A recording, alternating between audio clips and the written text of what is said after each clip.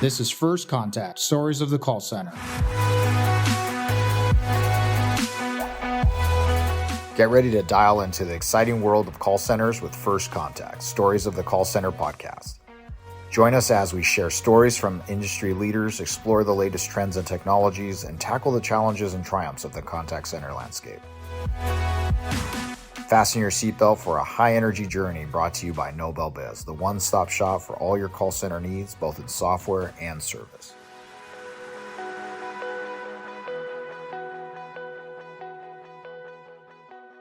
Hey everyone, welcome back to another episode of First Contact Stories of the Call Center. Today we're joined by a renowned figure in the contact center space, Dr. Hui Wu-Curtis. Now look, background is operations geek, disruptor, advocate for DEI. She's also the recipient of numerous awards, including the Silver Globee Award for Executive Excellence. Now, with over 2 decades of experience in leading business-to-business and business-to-consumer contact centers across a range of industries and 65 countries, Dr. Hui is a powerhouse of knowledge and innovation. Now, look, we're very excited to have her and welcome her to the show. Thanks for joining. Yeah, thank you for having me, Christian. Super excited to have you on. Thanks so much for joining. Now, look, one of the background of the show is to really understand how your journey got you into the contact center space. I'd love to be able to share that story. Can you give us some insight into that? Yeah, absolutely. I think I'm going to go back to my college days. When I was in school full time, I needed a part-time job. And so I went to this recruitment firm and they got me a job at this large call center. And way back when they had alphanumeric pagers, you'd have to call in the call center and say, hey, have Bill call me at this number. Training was less than a day. And then I was kind of thrown on the floors, and it wasn't uncommon to take 300 calls a day. And I think I lasted about 4 months. I'm just like, what is this place? I never met my supervisor.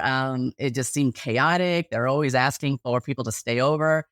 And so I couldn't wait to run away from that place. And then fast forward, I had an opportunity to get into management somewhere else. And then they called me back with a different call center to go back as a supervisor this time. So I thought that was incredibly intriguing to now go back as a leader into the contact center and figure out how do you effectively manage and lead people in an environment where they're all kind of tethered to the phones. So when I went and jumped back into call centers, I've been there ever since.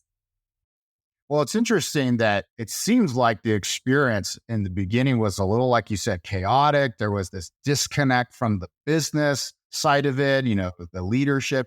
And in that 4 months, I'm sure it felt like a lot of time had passed. You probably aged as well. You're like, gosh, so much has gone on in this 4 months. But at the same time, leaving that, it didn't sound like it was an extremely positive experience where you're like, I'm going to get back in the contact center space tomorrow.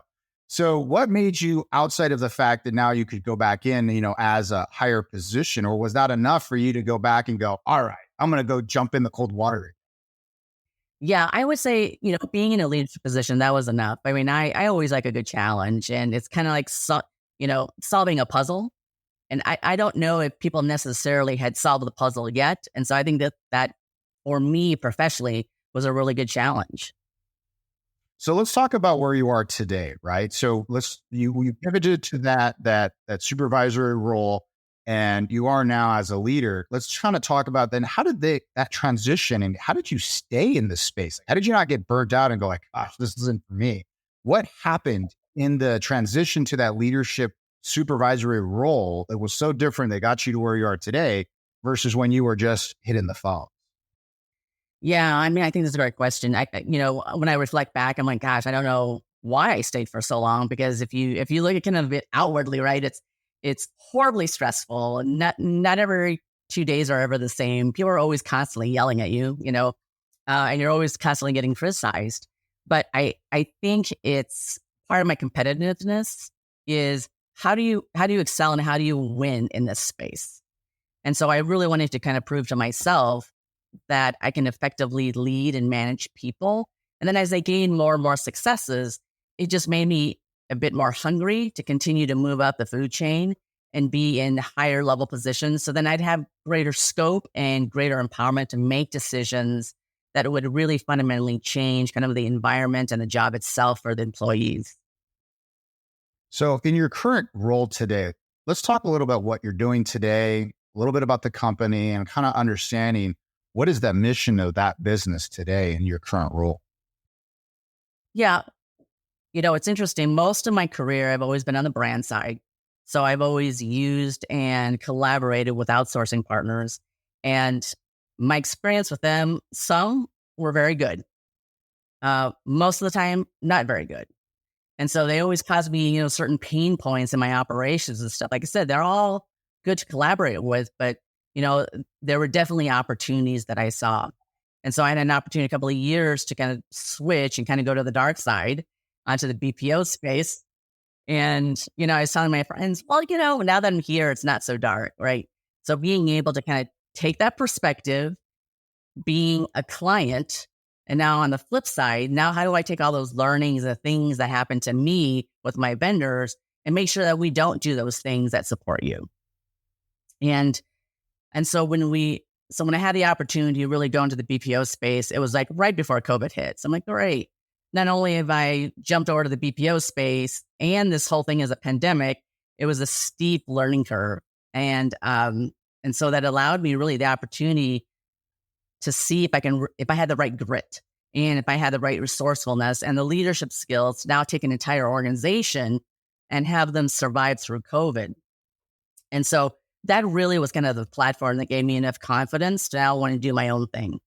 And, I guess in my 20s, it was I hope I made just as much as I was old. So if I was 25, I hope I made $25,000 a year. And then 30s, you're a little bit more comfortable. And 40s, we're in a really good position career-wise. And then now in my 50s, I have an opportunity to kind of reflect and saying, okay, well, what am I doing that's more meaningful? And so starting my own company, the meaningfulness and Support You is really establishing a company that really was built on the foundation of people, and then being able to apply, really kind of supply employment opportunities for folks that are, in the underserved populations, marginalized groups, because, oftentimes in corporate organizations, I was the only female leader. And so I didn't have a lot of people that kind of looked like me. And then when I was actually in those roles, the leadership roles, I saw a lot of really good, really talented people get overlooked. They were never chosen for projects. They were never given the right mentoring. They were never given opportunities or a voice because they never looked the part. They didn't have the right credentials. They didn't have that executive presence. And so that always kind of stuck with me through the years.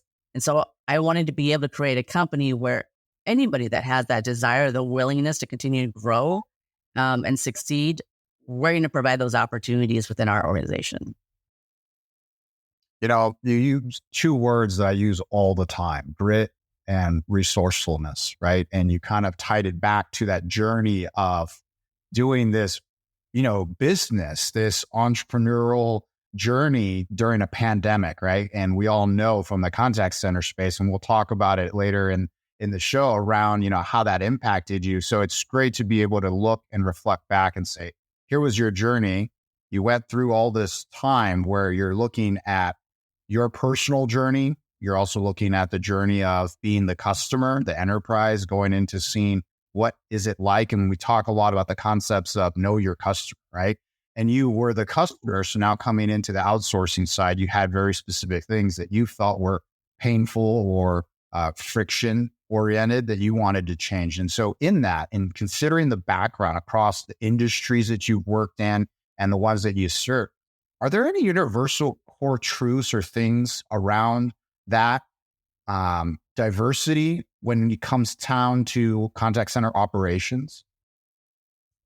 Yeah, I'm not too sure if I see kind of any kind of universal themes, but I think really, one of the fundamental things, and it seems really super cliche, but I truly believe in it, everything starts and stops with people. And so if you look across the board with these contact centers and across the industries, I often say that the skill sets of running a successful contact center is industry agnostic. If you understand people and you're process minded and you understand technology and kind of how it interplays between those other two factors, you're going to be successful in finding kind of that right balance in work. So it's never the best leaders I've ever come across. that I've worked with or I've mentored really has balanced out those three areas. They were really good people leaders. They really understood processes and they understood the technology. So they have to get outside their four walls, learn what's going on. You don't have to be an expert, but know how the technology works and in relationship to kind of your overall workload and your workflow. It's interesting that you've said technology a couple of times. And even though there's people, which we're in the business of people, right? There's obviously a process for some structure, but it's interesting that you've stated technology a couple of times. And I don't know if that was on purpose for emphasis or not, but I find that a lot of leaders don't really emphasize their, in particular, knowledge of the tech, and maybe not necessarily literally how it's built and how it works in its intimate sense, but maybe how it applies and how it's leveraged in the business. So with the experiences that you've talked about around all the different types of people, processes, and technologies, is there anything around that has shaped your own personal leadership style? Yeah, I would say, there's a lot of things that you don't know what you don't know. And so starting out kind of career-wise and stuff, it was always kind of a trial and error in terms of understanding how to best lead and manage and develop people, right? And then it was processes. Every industry you have to learn. I always it frustrates me a little bit when I see some of these job postings and stuff. They're like, healthcare preferred, healthcare experience preferred, or utilities experience preferred, right? And nobody was ever born in any industry. We all had to kind of learn something as we went in. And so there's always a steep learning curve in any industry and understanding the business itself and the processes. But I also think you have to understand the technology to understand how to best leverage it. Because when you're creating kind of your roadmaps, your strategies, if you don't understand that technology and how it impacts your operations, it can't be a separate entity. And far too often I've gotten to organizations where IT kind of took the lead. IT would dictate what the next technology was. IT would, they thought what they believed would help the contact center. And then you do this huge CapEx project and you put it in place and not much changes or very incremental improvements are realized. And then you look at the executive team, they were hoping massive improvements when you kind of put in whatever that next best thing is. Well, what's interesting around that example that you gave, that incremental change, your business specifically from early on till now has really had this immense growth. And in that growth, right, there's always going to be change that occurs that has to happen in the business, both from maybe even technology to process people, for it not to break, right? For it not to cave in under its own weight. Was there anything in particular that you learned or principles that helped you be successful through that growth and being able to be successful through that growth? Yeah, I would say, as you kind of move up in the corporate ladder by title and stuff, it seems like you get more and more removed from operations, right? So much less tactical, much more strategic.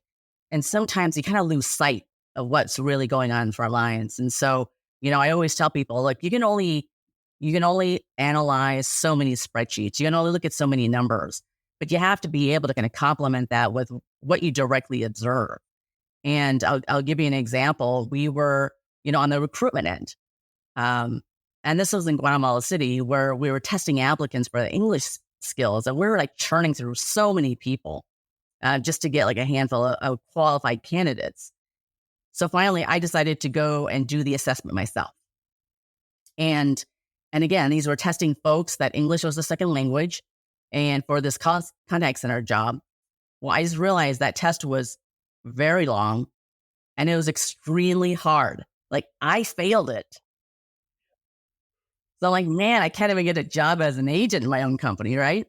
And so by kind of going through those steps and those exercises, I become a lot more intimately involved in the operations to be able to kind of question everything that's in place. So not only was our recruitment tools and the processes not good, but then you go on to the onboarding process and I would go through whatever that looked like, right when it leads in training. And then I realized I asked HR, what's our onboarding process? What are the types of things that you cover and you talk about in day one? And everything they listed was something horribly negative, right? Here's the attendance policy. Here's this. Don't do this. And here's this. And to me, that wasn't a really good image of our company. We want people to be excited about making the right choice to join our organization. And so that needed revamping. And so being able to kind of follow the entire process from, recruitment and screening and interviewing to onboarding, the training itself, and getting on the floors and being in production, all of that stuff, you kind of have to walk in their shoes to see what works and what doesn't work. So that's been my biggest learning, is like you have to go through it yourself and observe to be able to understand what's broken. Running a contact center these days takes a great deal of courage and fortitude. Nobel Biz would like to salute the contact center community for not giving up and working hard to drive their businesses down the road to success. As the promise keepers of the industry, our goal was to provide one of the most versatile and cost-efficient omni-channel solutions on the market. Nobel Biz Omni Plus is a cloud contact center software that gives instant access to a full range selection of channels, from voice calls, two-way SMS, email, WhatsApp, Twitter, Telegram, among others. Our solution offers complete control over the externalities by switching from an on-premise technology to a cloud-based solution in just a matter of hours. Get integrated compliance support, advanced reporting, seamless agent and supervisor dashboards, and many more performance-enhancing capabilities, all in just one product. Nobel Biz Omni Plus, the future-proof solution for scaling contact center operations. Learn more about Nobel Biz Omni Plus at www.nobelbiz.com. That story, I kind of go back through my career and through all the leaders I've worked for and the people that have worked with and under me. And I look at a lot of the themes that you gave around this idea that you kind of don't know these things until you see them, you get far removed from things. And I always come back to, it's extremely important for the leadership, right, to be able to go back and be able to go walk amongst everybody, right? And it may be physically or virtually, but the idea that you're really immersed, you're truly present in what's happening. But the other part of me also looks at, how do you then also translate that mindset so that your other leaders all the way up through the org also have a piece of that, so that they're also doing that, right? Because then you could be in an org where you go back and you're going back and going, well, gosh, I saw this in 10 seconds. How come nobody else saw this, right? Why did it get passed by 1, 2, 3, or even 5 leaders, depending on the size of the organization?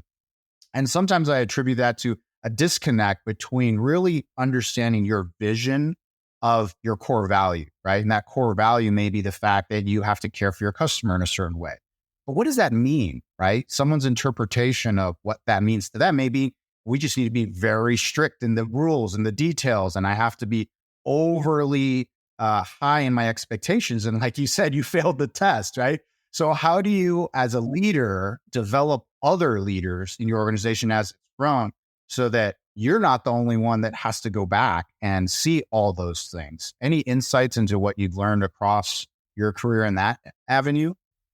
Yeah, absolutely. I mean, I think, look, if you're a leader and you have control issues, you're not ever going to succeed, right? Because when it's you against 500 FTEs, 1,000 FTEs, 5,000 FTEs, it's not sustainable. And so I've always believed the fact that, mentoring and development has to happen at the leadership level. So part of it is setting the example and being able to kind of share what I've learned and what I've gone through with the leadership team, but also be able to integrate that into some of their processes, right? If you look at the leader's job, whether they be supervisors or managers, break that down. How much of their work is administrative in nature? How much of it is spent really kind of learning and developing? And then how much of it is really spent just learning and how to be a better leader? And so every time that I would interact with my leadership team, whether it be in one-on-one meetings or in team meetings, there's always an element of learning that I kind of bring back full circle, right? And so you have to be prepared to be able to answer that. And I can tell when their answer is very surface level versus they have a deep understanding. And so the more you ingrain kind of that approach into your everyday work, into your interactions, into your meetings, then the more they understand that they have to continue to practice it. They have to be inquisitive. They have to want to grow in their position, because that job 2 years ago looks very, very different than what it looks like today. And so part of the adaptability and to be able to survive in this marketplace is really to continue to kind of learn as much as you can, because that's going to make you a much more effective leader on how to best support your folks. That's great. I love it. And I mean, considering that you've really led contact centers that have a presence over 35 countries, there has to be this cultural nuance that plays a role in each of the different areas. How have you navigated those differences? Yeah, I think it's one of those, something happens, I have like an aha moment, right? And so I've always had leadership teams kind of travel with me to partner sites across the globe. And you're right. There's certain regions that are very good. I would say Philippines, great at customer service, not so great at sales, right? And so every region kind of has has really kind of their core strengths. And so just by going to the locations, opening up the conversation and talking to people at a variety of different levels really kind of made me take a step back into kind of our culturally, how do we approach supporting countries? Because we're a bit ethnocentric here in the US, right? It's like, oh, we have training programs, so we're just going to push that out to folks in South Africa, folks in the Philippines, and think that the way that we approach training and the materials and the methodologies will universally work across the board. And what I realized as I sat and watched training classes and did a lot of focus groups and stuff, I realized a lot of those materials didn't translate well, right? Even in my own group, my leadership group, when we would talk and discuss things with that local leadership team, we used a lot of vernaculars and sayings, right? You can kill two birds with one stone. Well, I just saw a lot of glossed over looks, right? It was like, they don't understand what that means. And so it gave me an opportunity to think back, okay, well then what doesn't resonate in our training?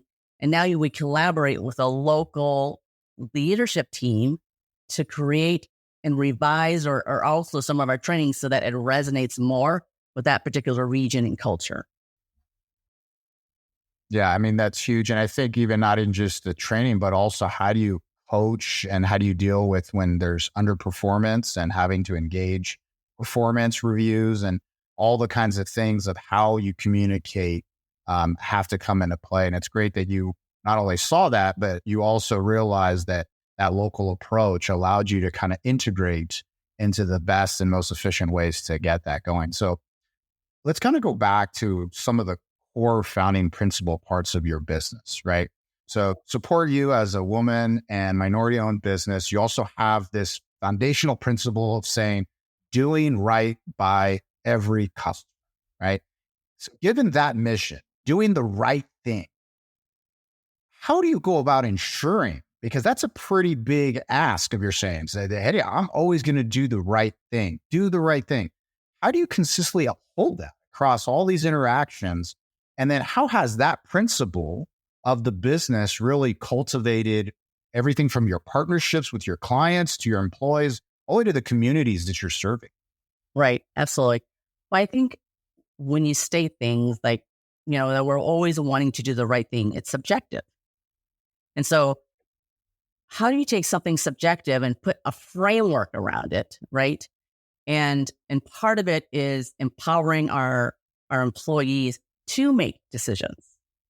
Because when you look at the contact center the past 35 plus years, not much has changed operationally, right? And we try to create kind of these templates of operations so that you have consistency in your delivery for service and support. But we also kind of shot ourselves in the foot and did a disservice, because what we did was we dummied down everybody, right? No, Christian, we don't want to hear, your opinions and stuff, but just follow the script. Follow the process, follow the script, right?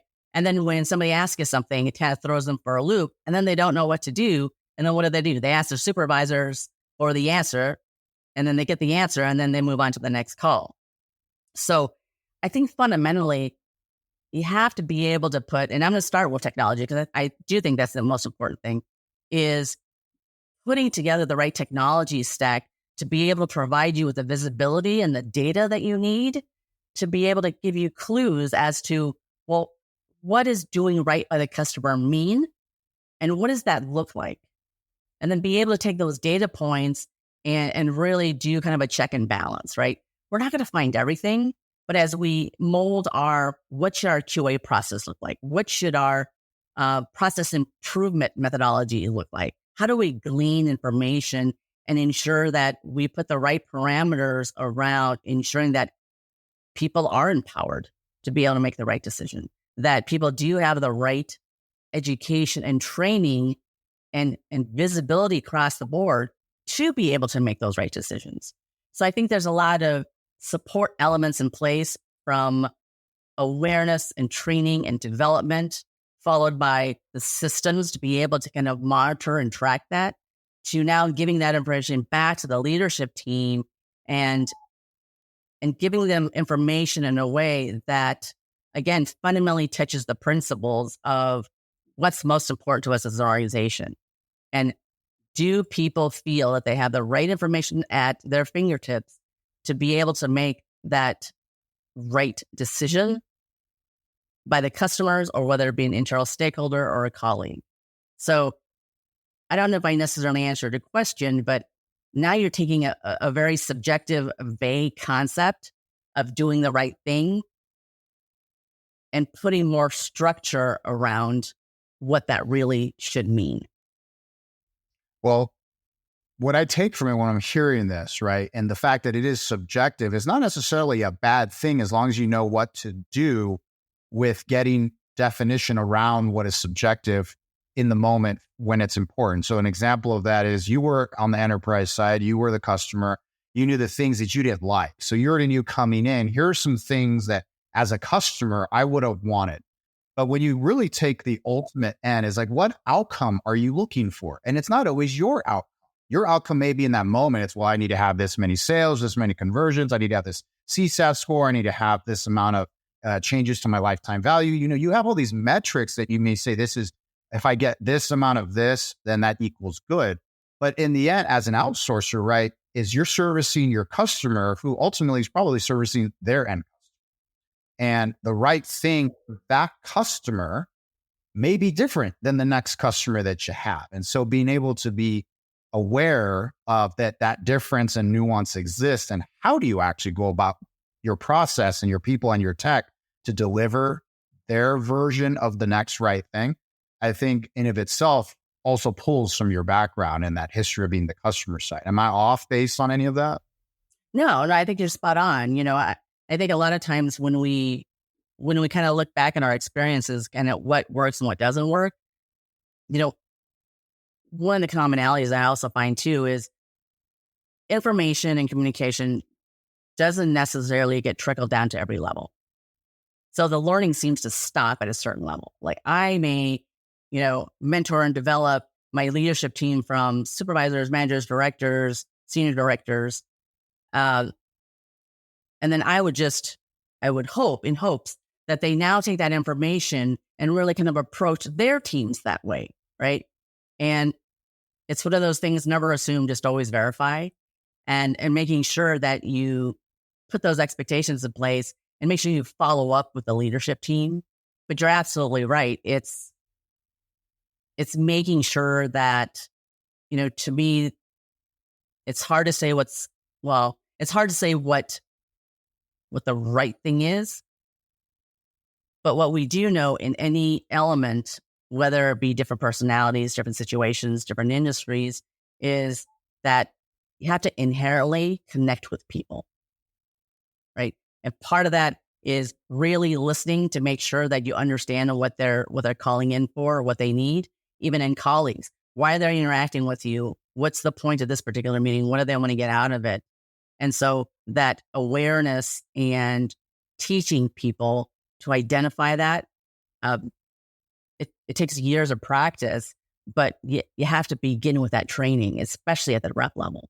They intuitively understand how to interact with people effectively on the phones and be able to kind of connect and give the sense that they really understand the situation and they know their jobs, then that right thing will follow.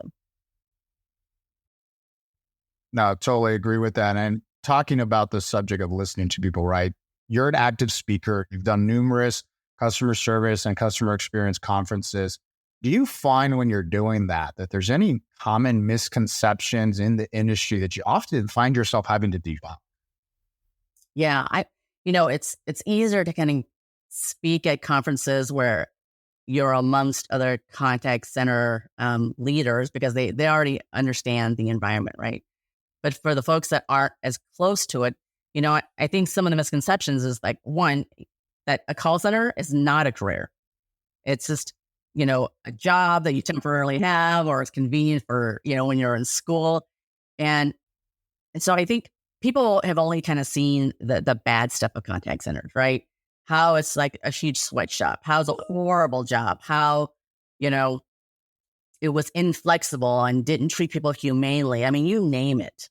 It happened. And so by debunking it and saying you can actually make a really good career out of it, and here's some opportunities. So that's one of the kind of the biggest myths that I think, it just isn't true, but we're not doing a good job in terms of getting that word out, that this is another space to make a good career.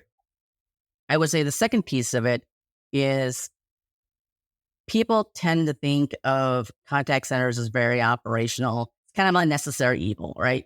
I mean, I know all my bosses hated spending that much money in contact centers. I often had the largest budget in the company. But now how do you take something that is like a service and support and turn your contact center into a true strategic department and function? And now how do you utilize that to now be a stronger strategic contributor to the rest of the organization? It's not about just answering calls. It's not about just hitting KPIs. Where else in the organization are you going to have access to millions of transactions a month, a year, and all those data points to now be able to kind of glean and do something with that information? It's incredibly powerful to now take that information and feed it to communications or marketing or the tech team, or wherever, whatever parts of the organization that you work in conjunction with. And so I don't think we do a good job in terms of identifying our opportunities to be a strong strategic partner kind of in that space. It's interesting. You touched on a couple of topics that were, really hit home, both as a consumer, right, that goes and engages the world. And I interact with plenty of contact centers and call centers as a consumer, but also on the part of our business and the fact that we work with a lot of contact centers and call centers. And, one of the things was that idea that it's not a career, right? And some of that, when I talk to a lot of leaders, is because the training, coaching, mentoring, and the career path that is clear and available and encouraged as cultures in a lot of contact centers. It's like, well, we know we're going to have a lot of churn, a lot of turnover, so we're going to treat it that way. Versus, how do we create career opportunities? How do we give leadership training and managerial training that's not just administrative and operational in nature to people? How do we help develop people so that there is an opportunity for people that work in it to feel that there is not only a path, but there's a way for you to make a difference? On the other end of it, obviously, as the consumer, you come in and you're always remembering the bad stuff, right? Oh, the IVR hell. Oh, the rep that couldn't understand me or only wanted to read their script, or they didn't want to talk to me, or just on the outbound side, if someone was maybe calling you, you didn't want the call. You can go across the board of all the things that can be negative, but I find it interesting how businesses many times, whether it's outsourced or internally, you're right, they look at it as just a cost center. They just say it's a cost of doing business. So it's just this thing that I don't want to have to spend a lot of money on. But I find it an interesting parallel to the concept of where sometimes we talk about the idea of a sale doesn't begin until after, when you need to now deliver on those promises of a product or service that you've given somebody. tangible or not, right? And it's not that process you went through up front to get someone to feel confident to buy something from you or to get something from you. It's now that you have to deliver on it. And so when I think of the contact center, it's literally the opportunity of delivering on that promise that we're going to be here for you in the information, the help when you're unhappy, when you want something, and being able to do it and meeting you where you are, where you want us to meet you, right? When and how and via whatever mechanism you want us. And so part of that's the contact center, part of that's your website and all the other ways you communicate with people. But when companies really look at it that way, and they take a lot of what you're talking about, which is you were on the brand side and you kind of know those takings, you're able to then see how do you then translate that into the end result, which is how do you leverage tech and process to empower people versus just people are this disposable thing that comes in and out, right? I mean, do you see that as well on your? Yeah, absolutely. And I think there's, we're always prompted to take action when there's something that's going wrong or bad or we don't like it. And, I think, and this is just an observation, but, I think across the board that the model of BPOs really has really been, I think there's elements that are like less desirable, right? It has become, where do you find the cheapest labor? And it's become labor arbitrage, right? And it gets further and further away of the really kind of the business of dealing with and developing people, because it is so short term and it is kind of that instant gratification, right? Because I need to decrease my budget, so why not find the cheapest locations? And so I think when you're looking at those types of things, those are the very things that I hated that I want to change and not do within our organization. So I've worked for small to medium-sized BPOs, and a lot of times within those organizations, they don't ever invest in anything, right? I can't even tell you, I hate the look of a spreadsheet. If they use that as a record keeping, I just want to stab my own leg. It's like there's better and easier ways of doing things. And so I think by starting a company, I've had the luxury of really building it from scratch, but building it the right way. And so when we talk about, customer experience, when we talk about employee experience and starting from inside out, we really used that concept and really approached it that way. So as we're designing a complementary tech stack, what are all the tools and resources that's going to help the employees onboard, do their jobs, do it well, be successful, and help them get onto that next level? So we talk a lot about, frictionless customer experience, making it easy for the customers to do business with our organization. It's the same thing with employees. How do we decrease the friction of how they interact with our organization and our company? And then how do we gear that towards systems that really help them? There can be just sure, you can buy whatever you want, but if it doesn't truly help them do their jobs better in a way that they feel is effective, then it just compounds the issue of frustration, right? So, I take an example of training, classroom training. Well, the very next thing after you're done training, you go into nesting. And then once you go into nesting, then you're on the live calls. Well, that feels like you just dropped off a cliff. Because in your last job, you were the expert. You knew a lot of things. You had a good comfort level. Now starting something brand new, you kind of had, everything taken away from you. Now you're on unsteady ground. So how do we continue to build that confidence in them? And then by the time they do reach production, they're successful, but it takes complementary tools and resources to make sure that they're successful. A famous African proverb says that if you want to go fast, go alone. But if you want to go far, go together. At Nobel Biz, we have made it our mission to travel far and wide with our partners and clients. As a complete telecom services provider with over 20 years of experience in the industry, Nobel Biz offers the only voice carrier network designed with the sole purpose of serving call centers around the world. This contact center dedicated carrier network provides crystal clear voice traffic, up-to-date compliance tools, intelligent routing, and highly secure data protocols combined with 99.9% uptime and easy setup. Our goal for 2022 is to become the ultimate partner and provider for the contact center industry by placing service quality at the top of our priority list. To top it off, at Nobel Biz, we have the most competitive cost per minute model in the industry. Need proof? Reach out to us and learn more about the Nobel Biz Voice Carrier Network at www.nobelbiz.com.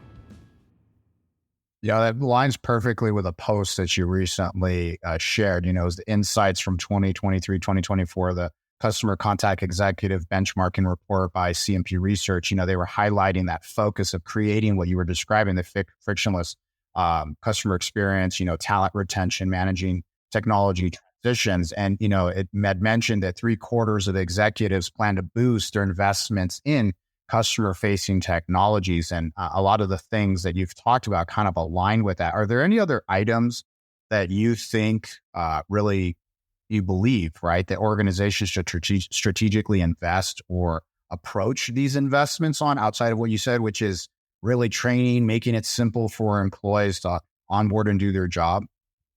Yeah, absolutely. And I'm going to slip on and be on a kind of the brand side of things. When I was shopping around for BPOs, and we always stuck with kind of the larger players because they had a global footprint. They were always their big selling point was, yeah, you should come with us because look at all these bells and whistles. We have this technology, we have that technology, we have this. And it was good to know, but now the onus fell back on me as a buyer to saying, okay, well, where would this all fit in within my operations? Right. And to me, that wasn't a big differentiator because anybody can go out and buy the next greatest, shiniest tool and resource. And what was more important to me is if you look at it, not a lot of people invest their technologies in terms of being helpful to the employees. It's always, well, we don't really need that technology because, like on the BPO side, we don't need that technology because the clients are going to supply it. And oftentimes when you look on the BPO side, especially like small to medium-sized players, they don't really inherently have any tools or solutions internally. I've seen organizations develop, information that should be in a knowledge base. They plug it into OneNote or they plug it into a spreadsheet and just do a control find type of thing, right? And really kind of sitting down and understanding kind of what are some of the inherent challenges that agents face on the front lines, you'll be able to see the things that they have problems with. So a client can come to us and have 10 different systems that our agents need to work off of, right? So how do we streamline that? I can't do anything on the client side, but I sure as heck can do things internally to kind of help simplify the maneuverability and the ability to find information quickly, right? And so I think it also kind of couples with what are you willing to invest in as a company, and that technology stack that we developed, we first use it ourselves to be able to make our people and our operations stronger. And I think that's the biggest difference, that we're willing to make that investment up front to start with, again, going back to our main focus is making sure that our people are successful and they have the right visibility and the right tools and resources to do their job successfully. Yeah. And I think what's interesting as a pivot in the conversation that we had at the beginning when we talked about the pandemic, right, is that what you were doing with all of the tech stack, with what you were doing with your processes, the way you were training and onboarding, everything really then got impacted when the pandemic hit, right? So it really transformed a lot of businesses we've talked to on how they approached a lot of these topics. So in the contact center space, we've heard a lot of the journeys people had. So from your vantage point, from what you were going through, we discussed a little bit earlier, what were the big shifts that you just saw as industry when that hit? But then also from you and your personal experience in the business you were in, what did you do to navigate that change in that moment? Yeah. I would say outside of like the initial panic, it always helps to have a really strong leadership team around you. So we can kind of get together and really collaborate on, what does that plan need to look like? And so being smaller, being a pretty flat organization, we're pretty nimble, so we can react pretty darn quickly, right? And so one of the biggest things that we learned is having operations in other countries. They don't necessarily have extended their infrastructure, the telecom infrastructure, beyond kind of the metro cities, right? But not everybody lives within the metro cities. So one of our biggest learnings was we just kind of take for granted that everybody has internet, right? And so that was our biggest learning, which is there was a lot of people that kind of lived in these rural areas that weren't necessarily equipped to be able to kind of help us push them to a work-at-home model. So what did we have to do as an organization? Quickly work with, the local telecom company to be able to kind of quickly get the systems in place, to get the technology and the bandwidth in place to be able to do the jobs. That was the biggest learning. It's like, so things that we took for granted isn't the case in certain countries. I think the second piece that we took for granted is that you take all the operating models and the concepts and the practices that we did in brick and mortar, and that would easily translate into a virtual environment. And that absolutely is not true. And so I'm sure a lot of my colleagues feel the same way. It's like, wow, okay, well, it's not just a touch base, once a week with the employees. When you work in a virtual environment, you have to make the invisible visible. And that means being more diligent and having greater touch points with your teams to know what's going on. Because you don't have that ability to just walk up to them or just observe what's going down, what's happening within your bay of stations. So I think those are like the two biggest learnings that we had as we transition to adapting in this kind of COVID environment. Those were very common themes when we talked to other leaders in a similar environment. And what's interesting about your particular, company principle of really doing right by the customer, I'm sure your customers had a lot of demands or concerns or saying like, how are you going to make sure everyone can go home and they're good? So was there anything specific that you're still doing today that you learned as that change happened now that, you have people remote, or is everyone back brick and mortar? Can you kind of give the dynamic of from that moment of that dramatic change to what does it look like today and what works and didn't work that you've moved forward? Yeah, I would say when we moved remote, I think critical to transitioning our operations from brick and mortar to at home is the piece of communication, right? You have to be able to communicate to your staff and your teams what's going on, that assure them that the company's doing fine and what's next beyond this whole work at home thing, what to expect. And then you have to kind of flow that communication to the client side as well. Here's the things that we're doing, be reassured that we're not going to have any interruptions in service or whatever it is. And also communicate and the types of things that we're doing. And again, I'm not going to say that we did things perfectly. We learned a lot along the way, but we were able to also course correct pretty quickly as well. And so there were things that we did that were remarkably good. And there's things that we just fell flat on our face. And so some of the learnings for that is that we continue to kind of work on today is we continue to kind of fine tune how supervisors and managers need to kind of tailor their approach to managing people for work at home. But one of the key things that we learned coming out of COVID, and I'm so glad that it happened, is the ability for remote work to really be successful. I came from organizations where my leadership team was spread all over the globe. And I was one of the very few departments that actually had a very dispersed team. And we were able to really kind of prove out that it doesn't matter where you're located. If you do the right things in place and have constant communication and provide them with the right information and awareness and education, that you can be just as effective remotely as you are in brick and mortar. And so oftentimes when my global leadership team would get together, people often assumed or thought that we all worked in the same building because we were just all in sync and we knew what was going on and we worked well. We're very complementary to one another. And that's, the best compliment anybody could have given me, because that means that we're well on our way to kind of doing the right thing. And so that also translates into now extending that approach and that success to the rest of our employee base. So I'm not to say that I'm not here to say that remote work or work at home is the answer, because there's definitely personality types that they do a phenomenal job at home. And then there are other personality types, they just need human interaction. And so they prefer a brick and mortar, right? And so now it's juggling the balance of how can we now create kind of a hybrid situation, because it takes twice as many resources to be able to kind of balance those two out. But really giving kind of the flexibility to the employees on what's going to work best for them and what's going to work best for their lifestyle. Because what we've learned over time is it's not that people want or like remote work. It wasn't that. It was they were wanting more flexibility in their jobs because they all have lives to lead.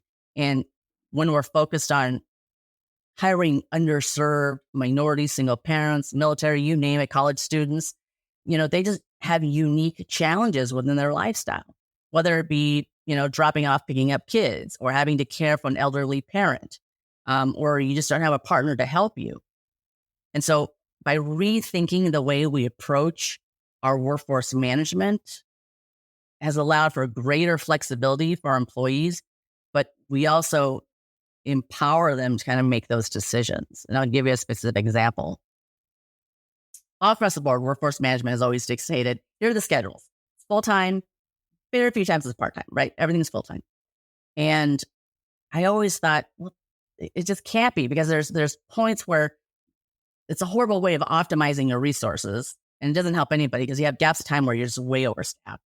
So how do we break this into incremental pieces that are more manageable?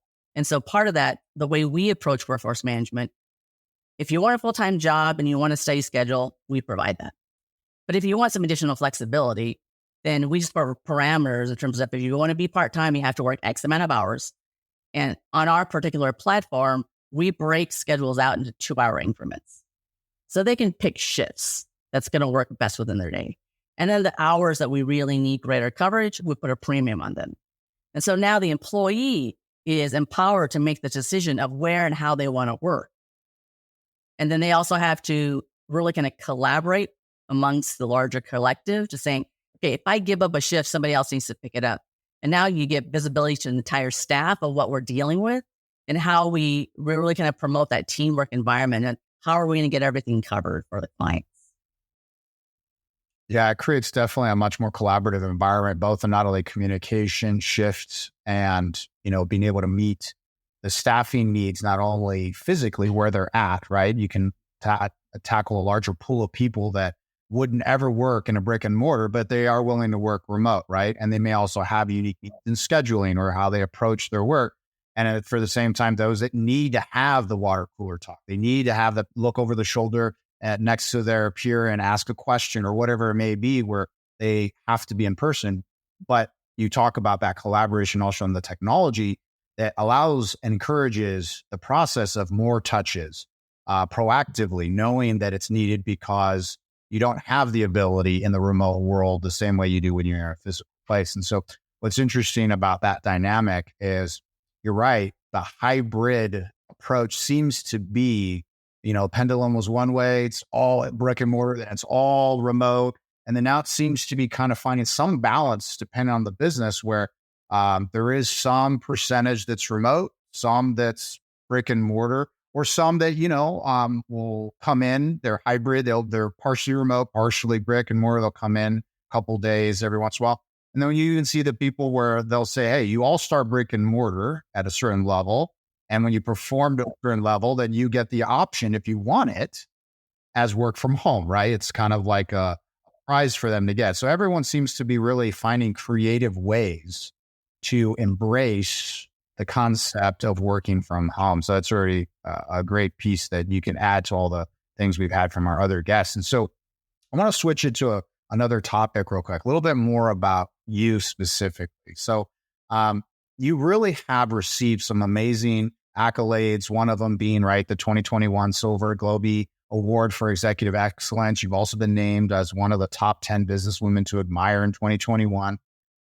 How did these recognitions influence or even shape how you do things in your future endeavors, if at all? Yeah. I would say, many of these awards are often kind of judged by your peer group. And so it's always interesting. I use it as, a bit of a kind of sounding board. Not that I necessarily go into these submissions or these, recognitions and stuff as a competition, but I see it more as kind of validation that we're doing the right things, validation that we're being forward thinking and innovative in comparison to, our other colleagues, because we're all trying to figure out kind of roughly the same things, right? And we're all challenged with very similar things. But I think recognition in terms of those particular awards, it's one, validating because it's being recognized by, our industry or our colleagues. But I also find that, I love these things because then you take the awards and you turn it internally to be able to showcase to your teams the pride that you have with them and their accomplishments. Because let's face it, outside of internal awards and recognitions, employee of the year, the person that was the most productive, most improved, and all that stuff, it's all within the four walls of that company. So now you get out of that company, there's a much bigger world out there. And if you're competing against all different brands across all verticals and you still come up on top, then that's a great element to kind of flow back into your organization and share in terms of your successes and pride in the operations. And it just gives you the desire to kind of want to do more and really kind of continue to push that envelope and get people out of their comfort zone. It's great that it's really a translation of the collective effort and output that everybody as a team generates, right? So you can go back and share that doing the right thing, right, as part of your mission, really benefits everybody, right? It's seen and it allows you all to appreciate the fact that you are doing something and it's being recognized externally, which is great. Now, with that though, right, all that hard work, all that effort, growing the business, managing global operations, speaking engagements. I understand you're a mother of 5. There's a lot going on there. How do you balance the professional and personal life? I'm never going to win Parent of the Year. I'll just tell you that up front. And I think it's always hard to kind of figure all that stuff out. But I always think back to one, I have an incredibly supportive spouse. And so we split things 50-50. So not any one onus is on one parent to do all the child rearing or one parent to always, take them to the doctor's appointments and dentist appointments and stuff. And so we've really found a really good balance in terms of both of our careers. We have, we're both in leadership, kind of give and take. So not either, neither of us travel at the same time. We always kind of coordinate schedules. So then a parent is always home with the kids. There are times where I wait till the kids go to bed and then I'll finish up my work, and just being kind of creative in how you can balance things. But, more importantly, I tell people if it's something that's important, then you'll make it work. And so, I often hear people like, we're thinking about having kids, but we want to make sure it's the right time. Well, it's never the right time. It's, just when you think it's the right, it's never the right time. And so you just kind of have to just start and just do it. And then whatever you encounter, some adversities or some obstacles and stuff, then that's just one more thing you just kind of have to get past. And so being able to balance out what's going to be the most important and prioritizing things in your life, we all have the same 24 hours a day. And so it really depends on what you want to spend the 24 hours on. And then how do you allocate that time into what's most important? And what's important today may not be as important tomorrow or next week or next month. But if you have the desire to succeed and to balance things out and it's important to you, you'll make it happen. Well, I think you said something really important in that make it happen. Just start. You can't just talk about it. You have to execute on it, right? A lot of great ideas, a lot of things people want to do that just never happen because you just didn't do anything. And it sounds easy to say, super hard to do if you don't put those priorities not only in order when you need to do it, but you find a way to make it happen. You make it a priority. And so with that, a lot of the learnings that we all have in our personal and professional lives, many of us get them from books. And with that in mind, do you have any book recommendations that have really significantly impacted your life or your career that you'd like to share with our audience? Yeah, I would say this last December, I finally finished something that was a big monkey on my back, which is I was always in and out of my PhD program, my doctoral program.